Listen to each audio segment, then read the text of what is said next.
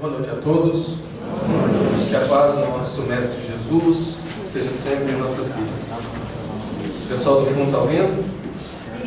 Final de gripe não tem voz, não.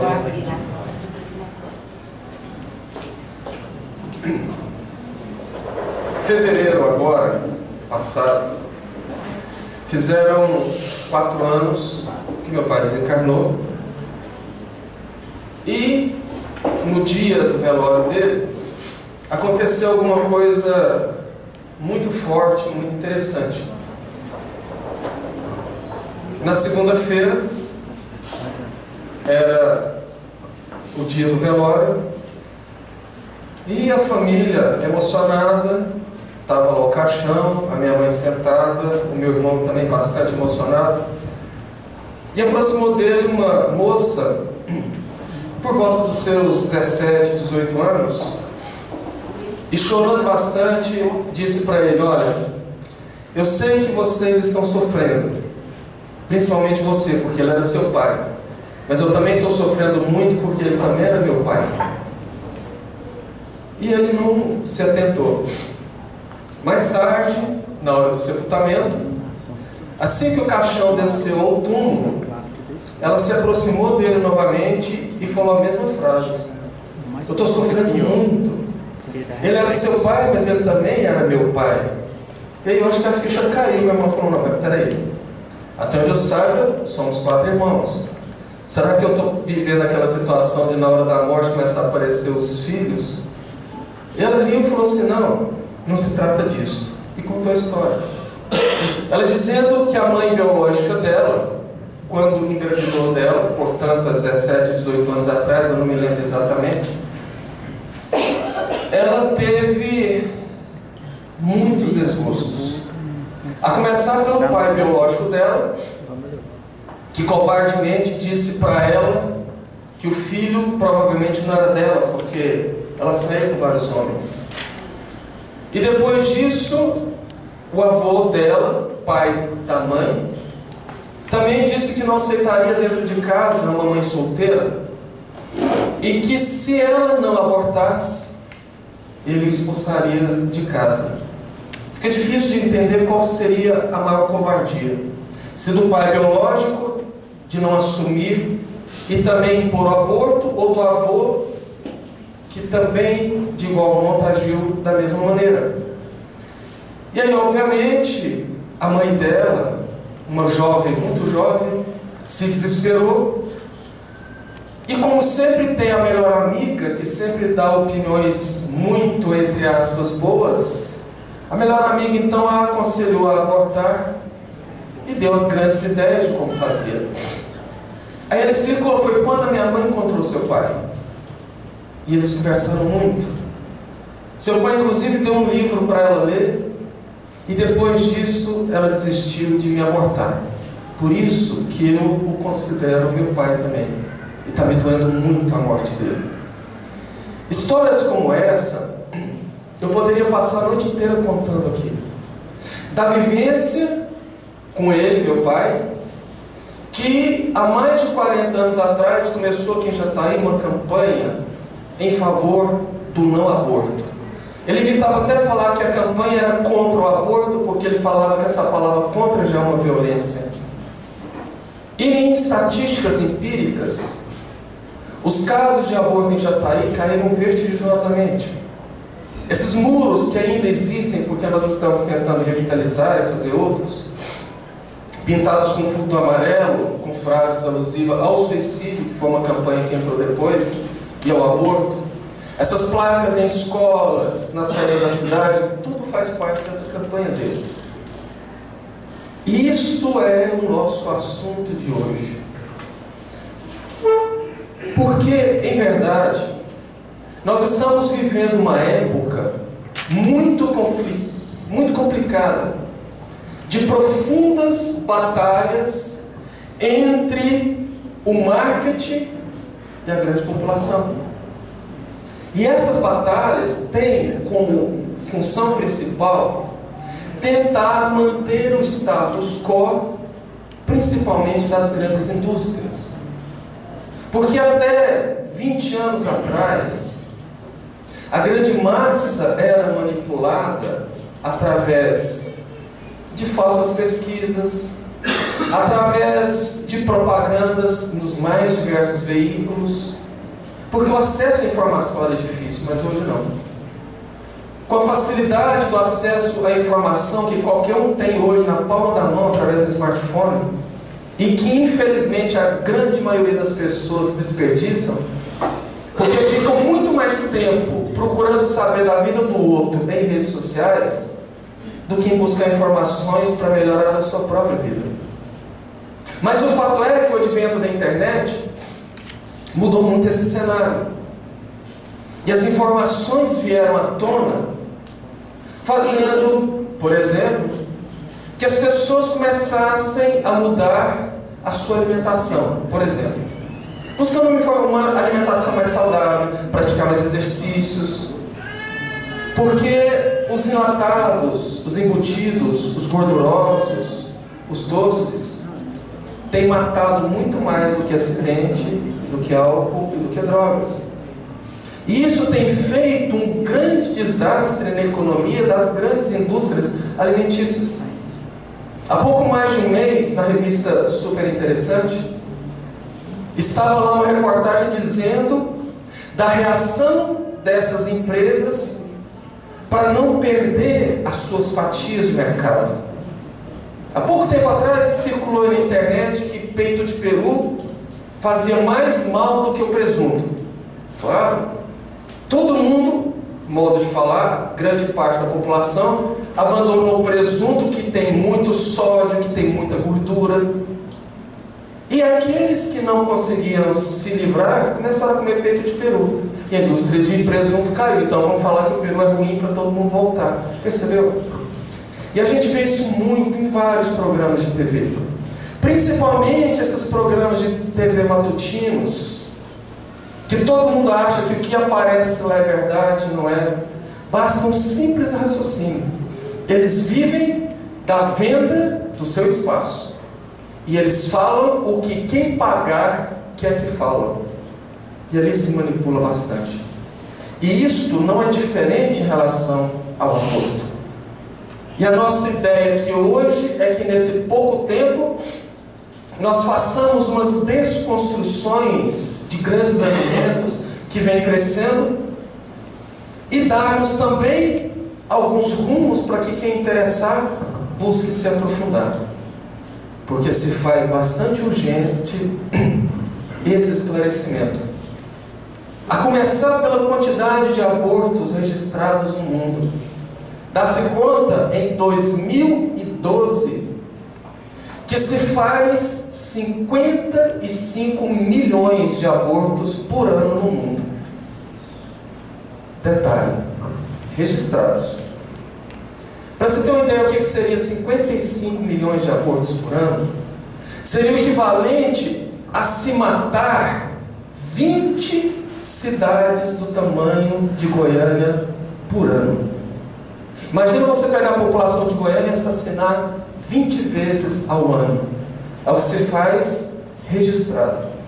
Por isso que supõe-se que esses números sejam 10 vezes mais, pelos motivos que nós vamos ver aqui hoje. E o interessante é que essas estatísticas dão conta que 78% desses abortos são feitos em países subdesenvolvidos, pelos motivos que nós também vamos ver aqui hoje.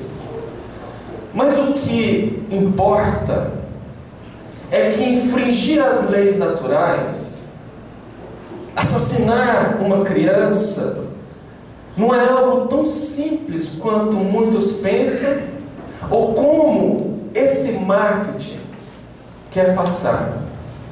O corpo da mulher é algo tão sublime que, na realidade, independente das opiniões feministas, o corpo de uma mulher é um projeto sublime que Deus fez, entre outras coisas, para ser mãe.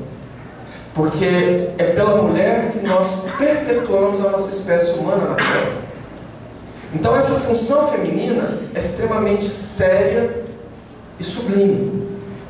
E só por isso daria para a gente ver que as campanhas contra o aborto não são meras guerrinhas do bem contra o mal. Não. Porque a mulher, quando engravida, diz a sabedoria popular, ela vive em estado de graça. Porque Deus programou o corpo da mulher para ser mãe e premia. O organismo da mulher produz uma série de hormônios que a mulher se sente melhor, se sente gratificada por aquela condição. E não é difícil entender que uma agressão como o aborto causaria sérios danos orgânicos à mulher, como causam. E ter direito sobre a vida e a morte de alguém também não é uma prerrogativa de nenhuma pessoa, a não ser de Deus. Até quem não acredita em Deus sente que esse direito é apenas uma prerrogativa de Deus. E hoje, o mundo trava essa luta silenciosa, principalmente de grandes poderes econômicos, para poder impor a lei do aborto, de preferência no planeta todo. Porque os motivos vão desde uma equivocada visão sobre a concepção, sobre a gravidez, até grandes interesses econômicos. Como, por exemplo, a indústria de cosméticos é a terceira indústria mais poderosa do mundo. Primeiro é a indústria armamentista, em segundo a indústria farmacêutica e a terceira a indústria de cosméticos. Porque, pasmem, muitos produtos que algumas das senhoras usam para manter a pele esticadinha, evitar rugas, peitinho durinho ou bumbum empinado, são feitos à base de embriões humanos. Porque essas empresas compram de clínicas de aborto de países onde o aborto é legalizado, para que usem nas fórmulas de muito produto de beleza. Então isso é muito sério. E aí cresce o discurso pró-aborto patrocinado por uma indústria muito rica e muito forte. E aí o que eles fazem? Começam a usar a mídia e as falsas estatísticas. E como as pessoas não se informam, engolem o que é oferecido, aceita o que é imposto através de uma propaganda subliminar muito bem elaborada, ou através de programas ou de mídias que transpassam uma falsa seriedade. E as pessoas entram. Tanto entra que esse discurso já ganhou o legislativo brasileiro e até o judiciário. Que o nosso Supremo, infelizmente, já aprovou leis defendendo alguns tipos de aborto. E existe muitos projetos de leis dentro da Câmara Federal para descriminalizar o aborto no Brasil, e está quase passando. Se nós não abrirmos o olho, numa dessas madrugadas, eles embutem em outro projeto de lei e a coisa acontece. E isso é importantíssimo sabermos para ficarmos de olho em que nós vamos votar esse ano. Porque nesse ano é a nossa grande chance de dar o troco sobre tudo que os deputados e senadores têm nos oferecido nos últimos anos. E o interessante é nós observarmos que políticos brasileiros tramam para aprovar leis para matar brasileiros, porque descriminalizar o aborto é permitir com que mães matem brasileiros. Isso é muito estranho. Mas no fundo, são pessoas que se iludem achando que mudando leis da terra se permite burlar as leis divinas. E é um grande engano. Até mesmo porque no primeiro mandamento do Decálogo está escrito com todas as letras: não matarás. E não matar não quer dizer que você pode matar a partir daqui. Não matar é não tirar a vida. Nunca esqueço, já há um tempo atrás, eu conheci uma jovem que me contou rindo. Ou seja, poderia ser cômico se não fosse trágico. Ela dizendo que quando engravidou aos 14 anos, assim que ela soube da gravidez, falou com a mãe desesperou de maneira natural e levou ela numa ginecologista. Lá fizeram o exame de sangue e a ginecologista então apresenta o exame e disse: fulana, veja bem, você é muito jovem, muito bonita, você tem boas notas, tem um futuro pela frente. Minha mãe disse que você quer ser médica. Uma colega minha, olha que lindo. E essa gravidez aos 14 anos pode bagunçar todos os seus planos, quiçá atrapalhar. Então vamos fazer uma coisa, eu já conversei com a sua mãe, e eu vou te receitar um remedinho que você vai menstruar e vai botar para fora esse amontoado de célula, porque na realidade, nessas quase 8 semanas de gravidez, isso não é nem corpo ainda, é um amontoado de células que cabe numa colher de chá. E aí, quando você crescer, lá para frente, casar, você poderá tentar ter um outro filho. Ela me contou isso rindo e dizendo assim: aquela médica achava que eu era idiota. Um amontoado de células? Eu sei que o meu filho gera uma vida desde quando eu o concebi. E ela achou que me enganar. E hoje o meu filho está aqui, com 4 anos, e a razão da minha vida. Ela contando, jamais eu seria uma médica como ela disse que eu seria colega dela, porque eu sei que o médico jura no juramento de Hipócrates, assim que se forma, no primeiro item, defender a vida. E ela contando, ela só pode ter feito o juramento de Hipócrates. Um adolescente de 14 anos falando isso de uma profissional que se formou para defender a vida. Esse é o ponto onde muitas pessoas se apegam. Porque a Organização Mundial de Saúde, por exemplo, em algumas páginas, diz que a gravidez só começa na nidação, ou seja, quando o embrião se instala no útero. E é estranho a gente observar isso. Porque existem organizações também que fazem não exatamente o que é verdade, mas fazem também o que mandam fazer. Patrocinado, por exemplo. Sabe por quê? Vamos ver nos pontos. O que a doutrina espírita diz a respeito da concepção? Na questão 344 de O Livro dos Espíritos, Kardec pergunta: em que momento a alma se une ao corpo? Ou seja, quando começa a vida? A resposta dos Espíritos: a união começa na concepção, mas só é completa por ocasião do nascimento. Desde o instante da concepção, o espírito designado para habitar certo corpo, a este se liga por um laço fluídico, que cada vez mais vai se apertando até o instante em que a criança vê a luz.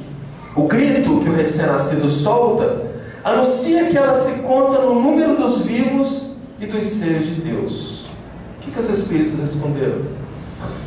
Que quando o espermatozoide penetra o óvulo e ali começa a primeira multiplicação celular, naquele momento nasce uma vida.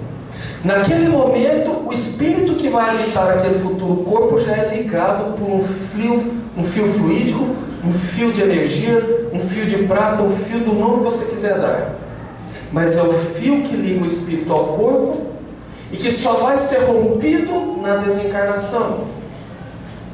Mas a reencarnação nesse caso ela vai se completar no nascimento, porque enquanto o corpinho do bebê vai se desenvolvendo e tomando forma, o corpo perispiritual do espírito vai tendo a mesma transformação no contrário, adotando a conformação de um bebê para habitar aquele corpo. E quando a criança nasce, o espírito une, penetra, entra, por assim dizer, naquele corpinho. Mas a vida começa na concepção. E onde que a Organização Mundial de Saúde fala que é na nidação? Não, mas você está falando da grande Organização Mundial de Saúde? Eu não estou falando nada. E nem acusando nada.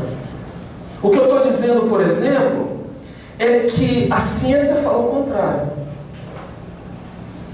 Toda pessoa que estudou ou vai estudar saúde e tem que estudar embriologia no seu curso, até hoje, estuda no livro do Keith Moore. É embriologia clínica. Keith Moore é o papa da embriologia no mundo e tem um dos livros mais respeitados. E lá no livro do Keith Moore, que se chama Embriologia Clínica, no primeiro capítulo, no primeiro parágrafo, está escrito o seguinte: o zigoto é uma célula resultante da fertilização de um ovócito por um espermatozoide e é o início de um ser humano. O que a ciência, através da embriologia clínica, fala? A mesma coisa que a doutrina espírita fala. Que o início da vida se dá no início que o espermatozoide penetra o óvulo. Então, ponto. Não temos mais que discutir quando começa a vida. Se é no nascimento, como dizia até pouco tempo atrás a Igreja Católica, ou se é na nidação, quando esse ovócito, quando o embrião se instala nas paredes do útero de uma mulher. Ele se dá para a ciência e para a doutrina espírita na concepção. Isso quer dizer o quê? Que qualquer ato, qualquer atitude que interfira no desenvolvimento daquele embrião é aborto. Em outras palavras, infanticídio. Em outras palavras, é assassinato de uma vida.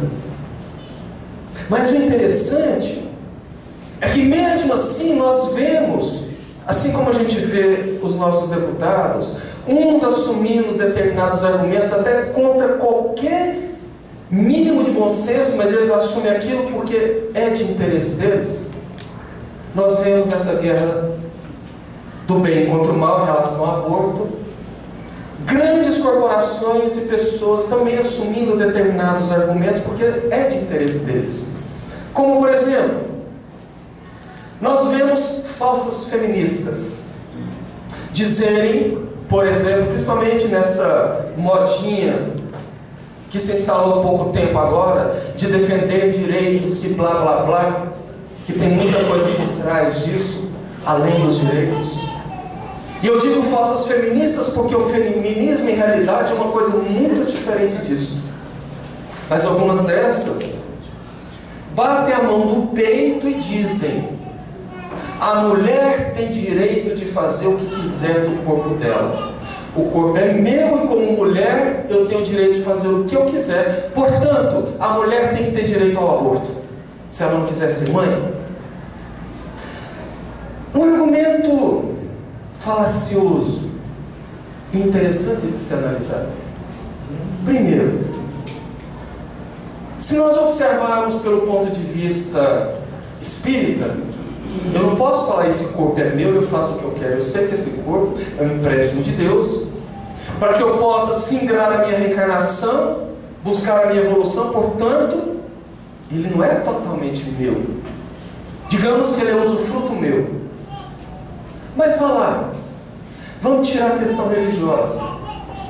Ela pode bater no peito e falar assim: o corpo é meu, eu faço o que eu quero dele. Ok, você está certo. Mas o seu equívoco está em achar que a vida que está gerando dentro do seu corpo é seu, porque não é.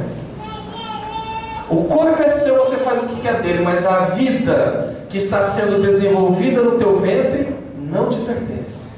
E, portanto, você não pode fazer o que quer dela.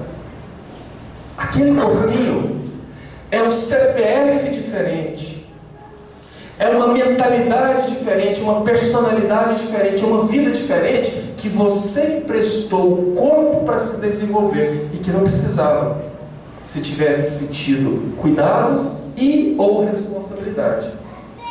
Porque a mulher tem sim o direito de optar por não ser mãe, mas ela tem a obrigação, em não querendo ser mãe, cuidar para não engravidar. Não é o que a gente vê por aí. Isso é muito sério. Até mesmo porque, se essas pessoas soubessem da realidade, que é o simples, por assim dizer, aborto, não falariam. A doutora Ana Cristina Duarte, hoje uma profissional muito respeitada na área de ginecologia e obstetrícia, autora do livro Parto Normal ou Cesárea? O que toda mulher deve saber, e entre parênteses, todo homem também. Ela contou numa entrevista que ela quase perdeu a sua residência médica, ela quase perdeu a sua especialização, por conta de um fato que aconteceu muito grave. Ela trabalhava numa dessas clínicas em São Paulo, muito chiques, muito caras, onde mulheres que não conseguem engravidar, pagam para fazer tratamento. E um desses tratamentos era basicamente, de maneira assim, muito simplista, o médico extraía o óvulo da mãe, extraía o espermatozoide do pai e fazia uma fecundação in vitro. Quando gerassem os embriões, eles pegam aqueles embriões e implantam no útero da futura mãe. Só que estatisticamente, a chance de dar certo é de 25%. Então o que eles fazem? Eles pegam 4 embriões e implantam no mínimo os 4. Para que daqueles 4, se vingar os 25%, dos 4, 1 se desenvolveria. O problema é que às vezes se desenvolvem 2, às vezes 3 e às vezes até os 4. Só que aquela mãe não quer ter gêmeos, nem trigêmeos, nem quadrigêmeos. Então eles fazem um processo que tem um nome até bonito, que se chama redução. É um nome bonito para aborto. Aquela mãe, futura mãe então, que vai fazer redução, vai para uma sala, onde é assistida por uma equipe de altos especialistas, e ela, a doutora, estava lá sentada em frente a um monitor, que o médico fazendo um ultrassom de última geração, que mostra o bebê todinho em 3D, é um ultrassom tão preciso que tem mães que às vezes tiram a foto do ultrassom, depois tiram a foto do bebê quando nasce e colocam no porta-retrato, mostrando a semelhança. Ou seja, ela estava acompanhando ao vivo o que estava acontecendo dentro do útero. E como que os médicos procedem? Dependendo da idade do embrião ou do feto, eles fazem uma punção de uma agulha, entram com a agulha no útero da mãe, e se o feto for muito pequeno, eles vão no cordão umbilical, injetam uma substância à base de sal, que queima o bebê e mata. E eles tiram.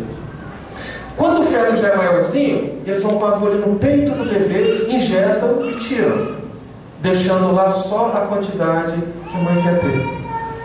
E naquele dia a mulher estava lá deitada, a doutora assistindo, quando o médico faz a punção e vai no peitinho do bebê, ele junta as duas mãozinhas e segura a agulha. Ela tem um grito. E saiu de lá desesperada e falou: eu não trabalho mais nesse lugar de monstros. E ela quase perdeu. E aí eu te falo, pega uma imagem dessa, coloca no Fantástico, coloca no YouTube, e eu quero ver no outro dia alguém falar de aborto no Brasil ou no mundo. Mas isso não aparece, nem pode sair lá de dentro. O doutor Nederson, um dos maiores abortistas do mundo, que foi sócio de uma rede de clínicas abortistas nos Estados Unidos nos anos 70, que segundo ele próprio durante toda a sua carreira fez mais de 75 mil abortos como médico. Ele fez um filme que ele intitulou O Grito Silencioso, e que está no YouTube. Chega em casa, joga lá O Grito Silencioso e vai aparecer. É um filme que tem uma qualidade não boa por conta da tecnologia da época, foi nos anos 70.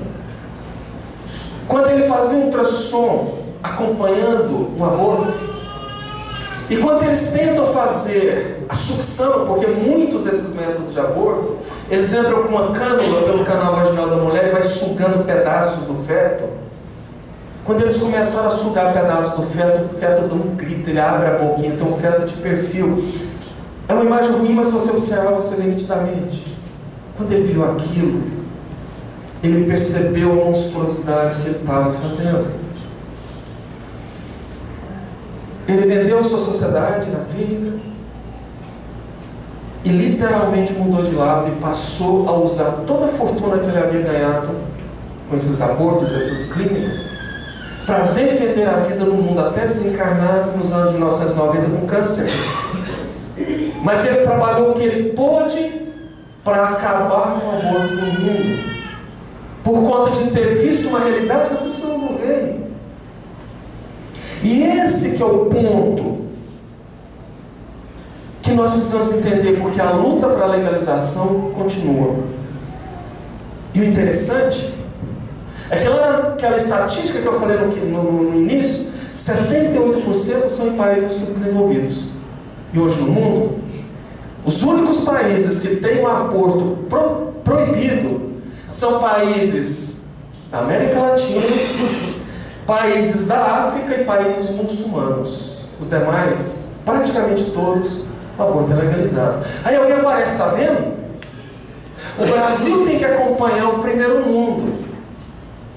E isso, essas feministas usam também como argumento. E nós precisamos ver duas coisas. A primeira coisa é que tem uma dessas falsas feministas que defende muito o aborto, e você encontra ela com muita facilidade nesses programas de TV, de televisões tão pequenas que não tem nenhuma projeção nacional, ou em rádios pequenas, ou em alguns canais do YouTube, defendendo o direito da mulher ao corpo dela. Até que ela teve o azar de, em um desses debates, ela foi debater com uma garota de 20 anos de idade que defendia a vida. Que quando ela começou a argumentar, ela jogou em cima da mesa documentos e disse assim: minha senhora, por que a senhora não diz aqui agora, olhando para aquela câmera, que a senhora é patrocinada por empresas que usam os fetos para fazer cosméticos? Amarelou. Por que a senhora não conta quem paga as suas viagens? Quem paga as suas despesas? Porque a senhora não trabalha, a senhora vive viajando pelo Brasil pregando o aborto. Perceberam?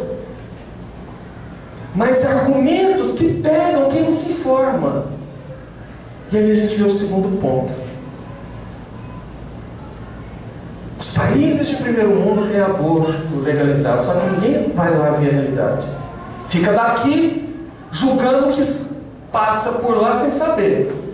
Mas o problema é que esses países ditos desenvolvidos já começaram a fazer o caminho de volta, o caminho inverso, porque foram literalmente quebrar a cara e começaram a retornar. Por exemplo, eu trouxe aqui 2 estudos para comprovar isso que eu estou dizendo. Estudos que se você joga no Google, você não encontra com facilidade. Estudos que você tem que pesquisar com mais profundidade, às vezes entrando em ambientes de universidades, em ambientes quase restritos, e garimpar para achar, porque no Google não aparece. Sabe por quê? Nós sabemos que as pesquisas que vão para o topo do Google são aquelas de quem paga mais. Se eu quiser que a minha empresa saia no topo da pesquisa, eu pago para o Google e ele coloca lá. Como também eu posso pagar para que coisas não apareçam, ou apareçam lá pela milionésima, centésima página, onde ninguém nunca vai chegar. Até nisso existe manipulação. E essa pesquisa que eu trouxe hoje, por exemplo, é uma pesquisa de estudo longitudinal de 5 anos, feito pela Universidade de Oslo, na Noruega. Detalhe: a Noruega é um país que tem mais ou menos 4,5 milhões de habitantes. Toda a Noruega tem menos gente do que a cidade de São Paulo. Desde 1978, o aborto é liberado na Noruega até o 4º mês. O 4º mês o bebê está formado. É um país ateu, portanto não se pode falar que teve influência religiosa, e é uma das melhores qualidades de vida do mundo. O que a Universidade de Oslo fez? Captou lá informações, por exemplo, que lá na Noruega existem 9.000 abortos espontâneos por ano. São mulheres que, por algum motivo de saúde, por exemplo, abortam sem querer. E 15 mil abortos provocados, quase o dobro, porque o aborto não é liberado. Então o que eles fizeram? Eles pegaram grupos de mulheres que tiveram aborto natural, espontâneo, e um grupo de mulheres que tiveram aborto provocado, que quiseram fazer. E fizeram uma análise da saúde mental dessas mulheres 2 dias depois do aborto, 2 anos depois do aborto e 5 anos depois do aborto. Sabe qual foi a conclusão? A conclusão foi que aquele grupo de mulheres que teve o aborto espontâneo, com 2 dias, estavam de luto, magoadas, chateadas, porque queriam ser mãe e perderam o bebê. As que fizeram o aborto provocado não estavam felizes, aliviadas, não queriam ser mãe. Aos 2 anos, as mulheres que tiveram o aborto espontâneo, elas tinham uma lembrança amarga, outras já tinham superado, mas algumas já tinham tido inclusive filhos. As que fizeram o aborto provocado nem se lembravam que fizeram aborto, tinham uma vida normal e sem nenhum problema. Aos 5 anos, as mulheres que fizeram o aborto espontâneo praticamente já não se lembravam daquele fato. Muitas já tinham se casado, tido outros filhos, mas as que fizeram o aborto, num percentual de mais ou menos 65%, apresentavam algum tipo de transtorno psiquiátrico. Olha a conclusão da pesquisa.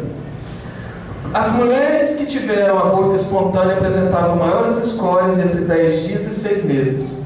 O grupo de aborto provocado apresentou escórias significativamente maiores que o grupo do aborto espontâneo e que a população em geral entre 2 e 5 anos. Conclusão da pesquisa: o aborto provocado promove um sério agravo à saúde mental e à qualidade da vida das mulheres. Uma outra pesquisa, em resumo, que saiu no British Journal, no jornal britânico, em 2008. A conclusão lá dizia o seguinte: mulheres submetidas ao aborto provocado apresentam índices de transtorno mental cerca de 30% superiores às mulheres da população em geral. Aborto provocado é um procedimento traumático com repercussões graves para a saúde mental da mulher, produzindo um luto incluso. E o pior, ou melhor, não sei, muitas mulheres desses países que enfrentaram esses transtornos de ordem mental fizeram associações para processar o governo, para obrigar o governo a pagar o tratamento delas. Porque elas argumentam o seguinte: se o governo me liberou para fazer aborto, eu fiz porque era legal, e agora o aborto me trouxe problema, que o governo então pague. Por isso que eles estão fazendo o caminho contrário, porque está ficando caro. E isso não é difícil de entender em cima do que eu falei no começo. Se o corpo de uma mulher é um projeto sublime que, entre outras funções, tem a de perpetuar a espécie, fazer um aborto não sairia de graça. Todos nós, sem nenhuma exceção, trazemos em nós mesmos o instinto de preservação da vida. Ninguém quer morrer. Por mais materialista que seja, se eu chegar uma pessoa na beira de um precipício, a tendência é puxar para trás. Quando a gente vai atravessar uma rua, eu olho para os dois lados. Por quê? Porque eu não quero ser atropelado, eu não quero morrer. E uma mãe mais ainda, além dela ter o instinto dela, ela traz, acreditando ou não, o instinto da maternidade. Extirpar um corpo de dentro do corpo dela traz não só problemas orgânicos, porque o organismo da mulher é todo preparado, porque aquele corpo é um corpo estranho. O cérebro produz enzimas e hormônios para que engane o sistema imunológico da mulher, para que não agrida o feto, porque senão os glóbulos brancos atacariam o feto e mataria, porque é um corpo estranho. É tão perfeita a gravidez que até nesse ponto a natureza ajuda. E você corta, arranca isso, traz consequências.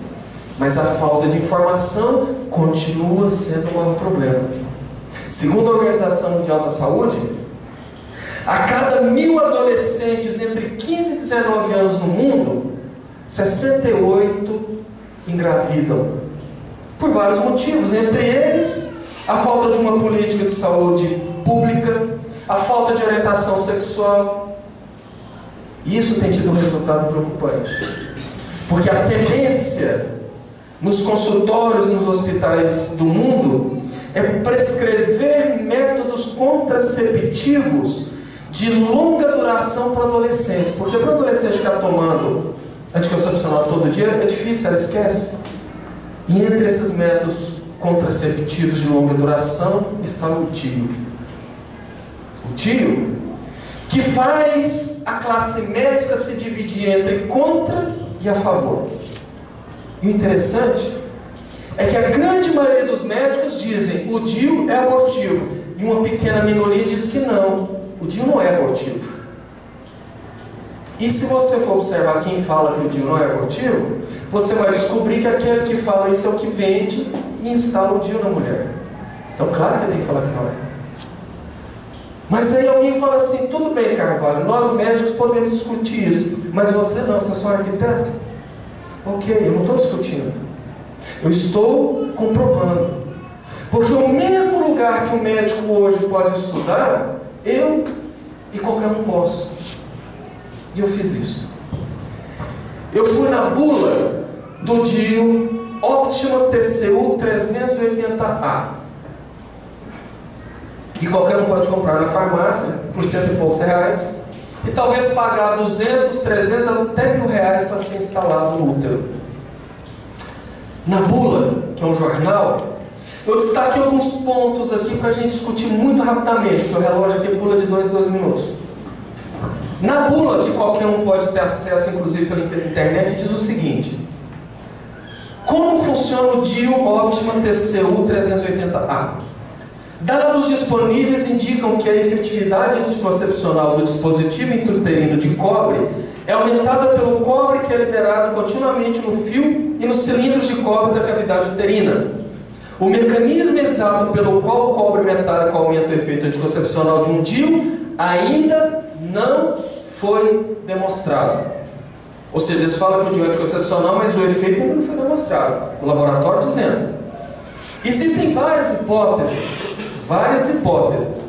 Entre elas, a interferência com o transporte do esperma, fertilização e implantação.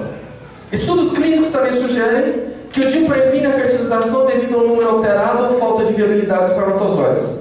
De que modo o dispositivo intrauterino de cobre atua como anticoncepcional? O efeito anticoncepcional do produto é obtido através da liberação contínua de cobre dentro da cavidade uterina. Este interfere no número de transportes de espermatozoides e dificulta a movimentação. E aí vem lá embaixo, o DIU não evita a ovulação. Ok.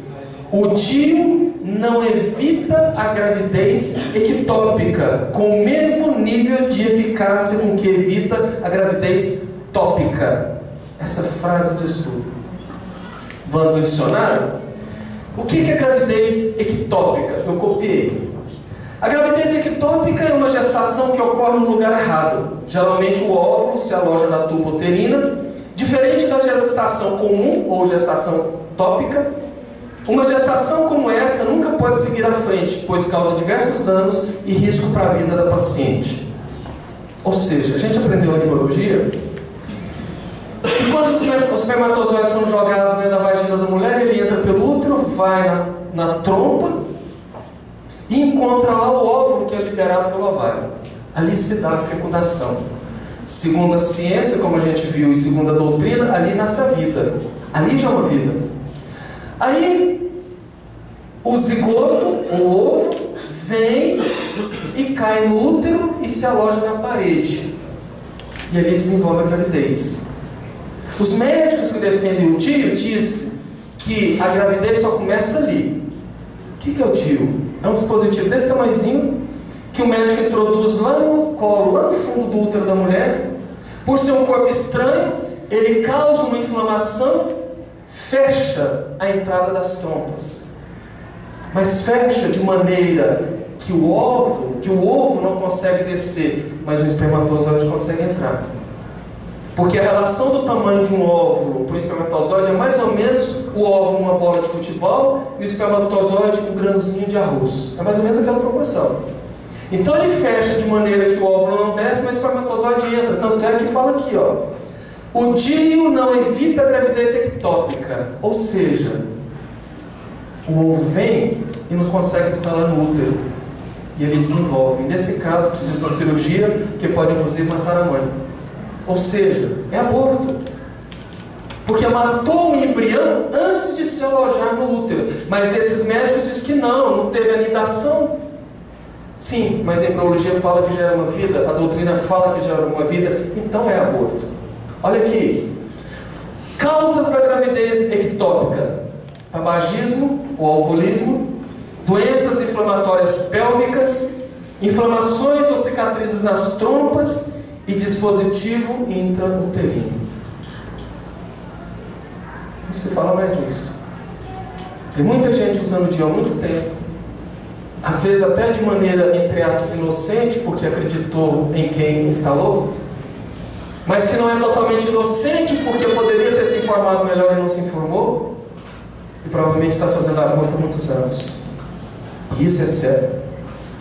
Outro ponto importante é a pílula do dia seguinte, que muita mulher adulta, que muita jovem, muita adolescente carrega na bolsa, porque acha muito melhor, por falta de informação, tomar uma pílula do dia seguinte depois de uma relação desprotegida do preservativo ou de outros métodos contraceptivos, do que tomar anticoncepcional todo dia.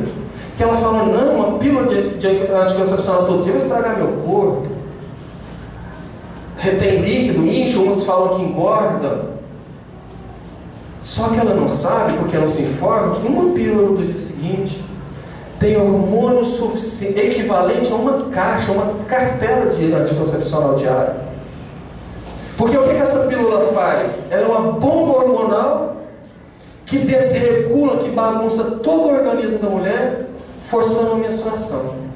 Ou seja, se a mulher teve a relação, ela não estava fértil, portanto não houve a fecundação, ela toma a pílula no dia seguinte, ela só vai detonar o organismo dela. Agora, se houve a fecundação e ela tomou, ela abortou. Porque a pílula do dia seguinte evita a gravidez, não evita a fecundação. Então nós precisamos argumentar.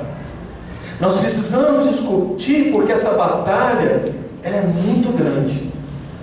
Para a gente finalizar, o que diz a doutrina espírita? A doutrina espírita diz que, entre outras coisas, o aborto só é permissível, que tem permitido, o não permitido e as exceções. As exceções são chamadas permissíveis. Então o aborto ele é permissível apenas quando ele coloca em risco a vida da mãe. Porque a vida da mãe já é uma vida consolidada, pronta. Nesse caso, sacrifica-se uma vida ainda em formação, porque aquele espírito pode ter uma segunda oportunidade, porque ele não passou por aquilo de graça. Hoje é muito difícil uma gravidez de risco. Com as tecnologias que a medicina tem hoje, é praticamente nula uma gravidez de risco. Há pouco tempo atrás saiu no noticiário, uma senhora de 62 anos deu à luz na Europa, se não me engano. Qual seria a situação? Talvez aí, por exemplo, uma mulher com 7 meses sofre um acidente, está com hemorragia incontida. Nesse caso, então, se abre o ventre e faz o aborto. É o único caso que a doutrina... mas espera aí.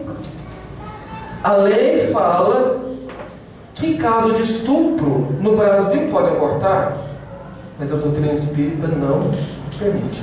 Não é que ela não permite, é uma palavra muito forte, porque a doutrina permite tudo. Ela orienta a não fazer. Porque ela orienta para que nós possamos escolher o que nós fazemos ou não, porque nós vamos responder por isso. Como assim? Eu fui estuprada, estou grávida. Esse bebê vai me lembrar do estuprador a vida inteira. Eu vou olhar para ele e o pai dele. Eu sou mulher, eu sei o que foi. Não estamos discutindo isso. Somente uma mulher sabe o que é o estupro, a agressão que é, o trauma, o custo para a vida dela, que é isso. Ninguém está discutindo isso. Nós estamos discutindo à luz da doutrina que ninguém passa por nada que não merece. Joana de Anjos diz que você não passa por nada que você não tem que passar. Raul Teixeira na realidade o Espírito Camilo, através de Raul Teixeira, diz que na terra pode ter muita injustiça, mas não existe nenhum injustiçado. Aquela criatura que foi estuprada, ela foi por um motivo, entre outras coisas, devia. Num caso que eu não me esqueço, eu vou pedir mais 5 minutos, eu acho que é certo. Num caso, é porque ela pediu para eu deixar esse assunto para hoje, eu falei, eu deixo se eu falar 1h30. Ela concordou. Um caso de uma menina que teve que fazer regressão de memória para resolver um problema muito sério dela. Ela não conseguia se relacionar com ninguém. Com ninguém. Ela não conseguia ter um namorado que logo era desesperado. Ela fez vários tratamentos, nada, até que optar então para buscar no passado aquele trauma. Abrindo parênteses, muita gente acha que regressão é interessante porque vai mostrar a sua última reencarnação. Vai não. Muito perigoso, inclusive. A regressão, ela te leva no ponto do trauma e volta. Ela não te leva e mostra quem você foi. Porque se isso fosse possível, era uma maneira de burlar uma lei divina, que é a lei do esquecimento. Que nós esquecemos a reencarnação passada justamente para facilitar as nossas vidas. Mas no caso dela, fizeram a regressão e ela se viu numa reencarnação muito recuada, muito distante, como um bárbaro, chefe de um grupo de bárbaros, que sai atacando vilarejos, cidades, matando tudo, queimando tudo e estuprando mulheres, anciãs e crianças. E ela fez isso várias vezes com um bárbaro. Depois ela volta para uma reparação, eu estou sendo muito sintético para o tempo, e ela se vê como uma mocinha morando num casebre, numa chácara, próximo de uma cidade, que aos 15 anos de idade, os pais trabalhando, ela teve que ir na cidade.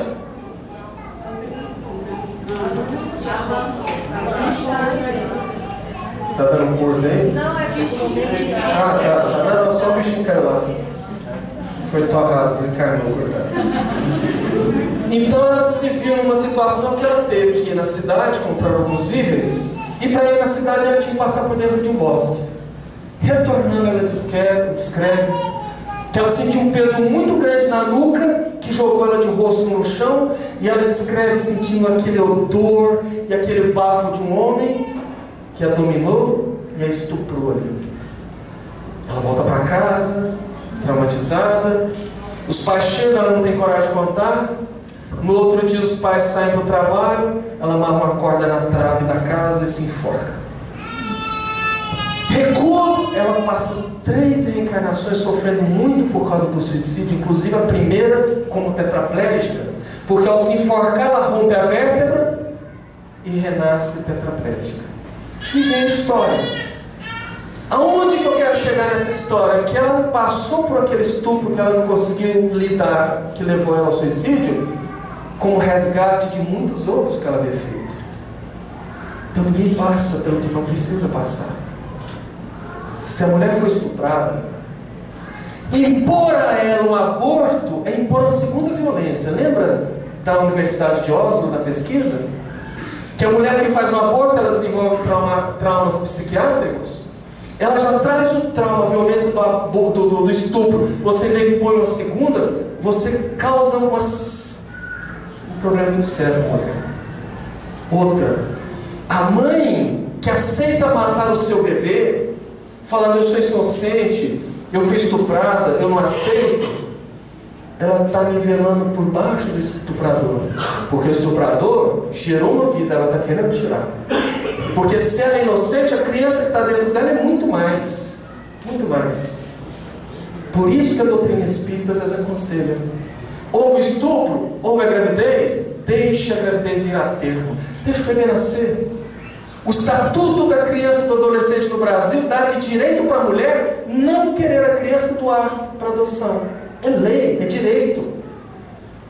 Se a criança nasceu, a mãe botou no ventre, deu o primeiro sugado no seio dela, se ali não desenvolveu um amor que vai durar a vida inteira, que ainda mantém a visão do estuprador, dá para adoção.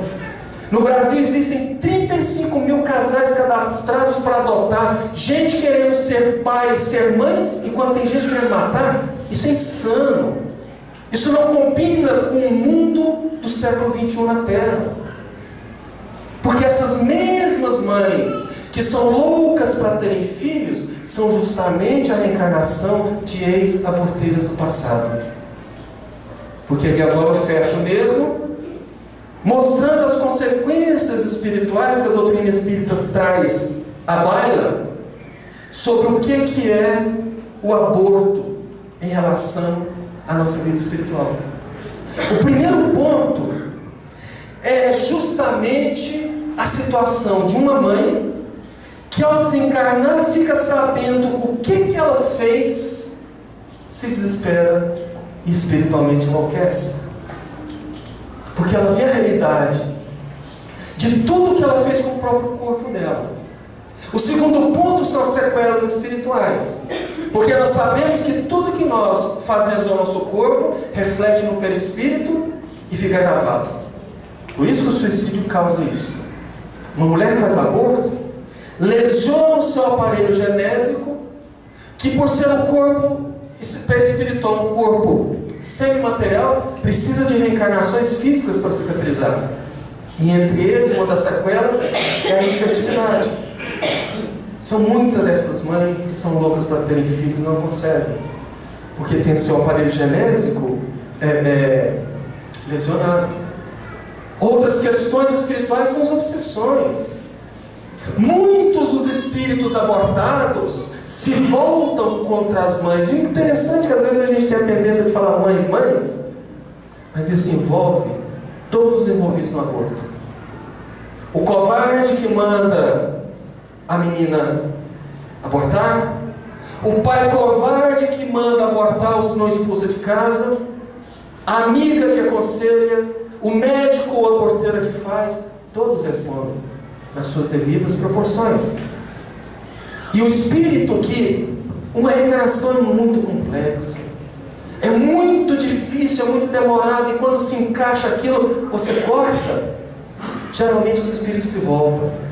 Lá no sanatório, nunca me esqueço, isso há uns 30 anos atrás, internou lá uma mocinha de 18 anos, louca de pedra, porque ela só ouvia choro de criança na cabeça, nada tirava, ela punha fone de ouvido, não tirava, enfiava a cabeça no traseiro, tirava, dormia, não parava, até eu me enlouqueci. Imagina você ouvindo criança 24 horas chorando. Teve que ser medicada para dormir, à base de psicotrópicos, porque senão ela não conseguia. 3 dias depois da internação, numa reunião mediúnica, manifesta o espírito da avó dela, dizendo que ela havia feito 3 abortos nos 15 anos. E que no último, o espírito não se desligou do corpo dela. E aquele choro que ela ouvia era o choro do bebê espírito, desesperado pela dor do aborto. Porque o espírito sofre a dor, ele já está ligado. Quando você suga pedaços do bebê, o espírito está sentindo sendo sugado. Quando ele vê abortado não só a sua vida, mas o seu projeto reencarnatório, pode acreditar, ele se volta.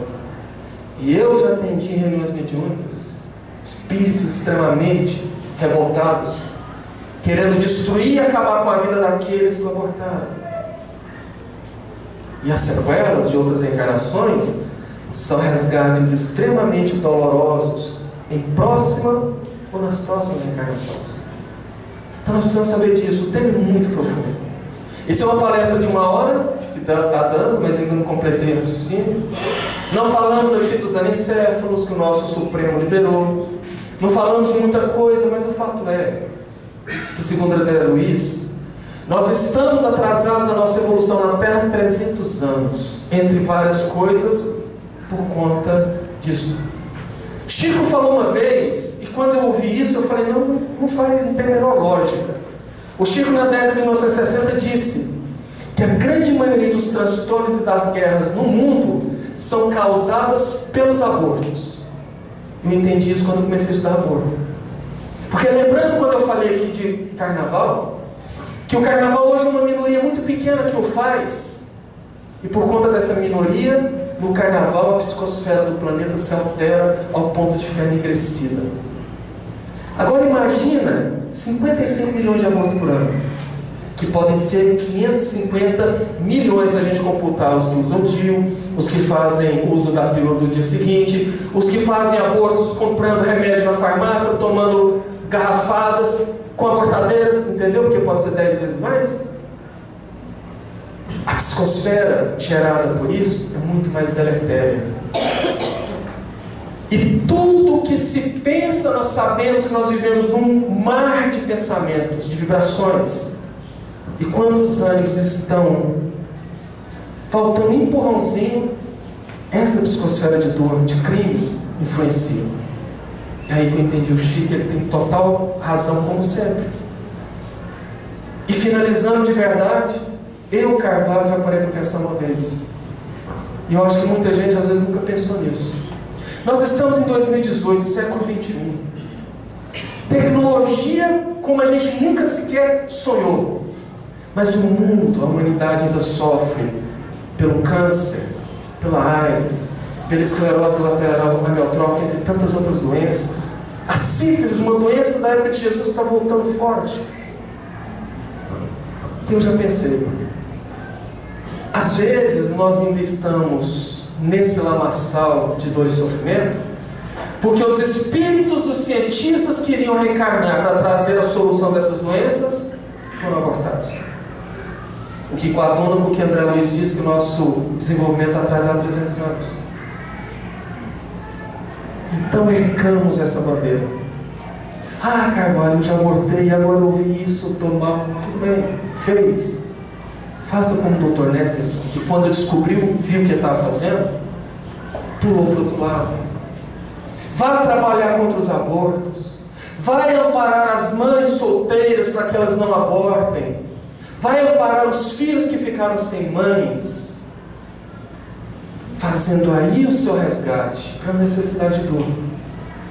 Porque Joana de Ângeles disse: o bem que se faz apaga o mal que se fez. João Evangelista disse: o amor encobre a multidão de pecados. Então, se você errou, está errado. Mas Deus não quer ninguém sofrendo. Ele nos quer amando e, através do amor, reparando. Então, comece hoje a trabalhar em prol de não abortar, para que não seja necessário a dor vir aguardar. Que tenhamos todos um excelente fim de semana e que Jesus nos abençoe. Obrigado.